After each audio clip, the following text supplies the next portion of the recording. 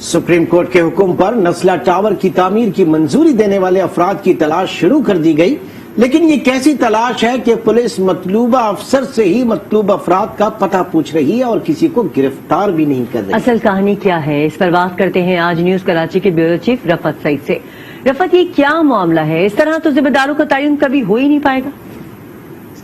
دیکھیں، یہ تو ابھی آغاز ہوا ہے نسلہ ٹاور سے، ابھی ایک اور پینڈورا باکس کھلنے جا رہا ہے۔ اس تحقیقات کا سلسلہ آگے بڑھے گا، اس میں ایف آئی اے انٹر کرے گی اور ایف آئی اے جو ہے متروکہ وقف املاک کی جو زمینوں پر تعمیرات ہوئی ہیں ان کے حوالے سے تحقیقات کا آغاز کرنے جا رہی ہے، اور جب اس کا آغاز ہوگا تو یہ پینڈورا باکس کھل کے اس میں سے بہت ساری چیزیں اور باہر نکلیں گی۔ اس کے علاوہ اس کیس میں اینٹی کرپشن بھی تحقیقات کر رہی ہے، پولیس اس میں آ گئی ہے، پیسے کی عمل دخل بہت زیادہ ہے، سب کو یہ بات معلوم ہے کہ یہاں افسران کے پاس پیسہ بہت ہے، کمانے کا ذریعہ سمجھتے ہیں۔ اینٹی کرپشن تو پہلے ہی مستفید ہو رہی تھی اور اب جو ہے پولیس بھی اس میں داخل ہو گئی ہے اور اس کے بعد ایف آئی اے بھی داخل ہو گئی ہے۔ یہ سارا معاملہ یہ ہے کہ آپ نے خود دیکھ لیا گا، جس افسر کا نام اس لسٹ میں تھا پولیس اسی سے پوچھ کر چلی گئی اور گرفتاری کے دعوے کر رہے ہیں۔ چھاپوں سے پہلے ان کے گھروں کے قریب جانے سے پہلے پولیس مطلع کر دی تھی اور افسران کو، تاکہ سپریم کورٹ کو مطمئن کیا جا سکے کہ یہ کارروائی ہو رہی ہے۔ اور اس سارے معاملے میں جو افسران زیادہ اس مافیا کو چلاتے ہیں،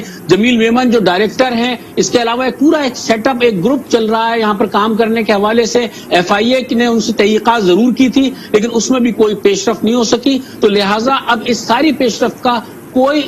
نتیجہ نکلتا ہوا نظر نہیں آتا۔ فی الحال وہ یہ کہہ رہے ہیں کہ وہ کاغذ جمع کر رہے ہیں، ابھی معلومات کر رہے ہیں، حالانکہ جن لوگوں سے وہ معلومات حاصل کر رہے تھے ان سب کے نام موجود ہیں نسلہ ٹاور کے حوالے سے، اور ان کی جو منظوری ہوئی تھی ان کے کاغذات کی، اس میں فرحان قیصر کے دستخط موجود ہیں اور وہ لسٹ بھی خود وہ کہہ رہے تھے کہ انہوں نے فراہم کیے۔ تو اس سے آپ خود سمجھ سکتے ہیں کہ یہ سارا معاملہ کہاں جا کر بیٹھے گا اور اس سارے معاملے میں کرپشن کا پہلو کتنا نمایاں ہے۔ سپریم کورٹ سرتوڑ کوشش کر رہی ہے کہ اس شہر کو اصل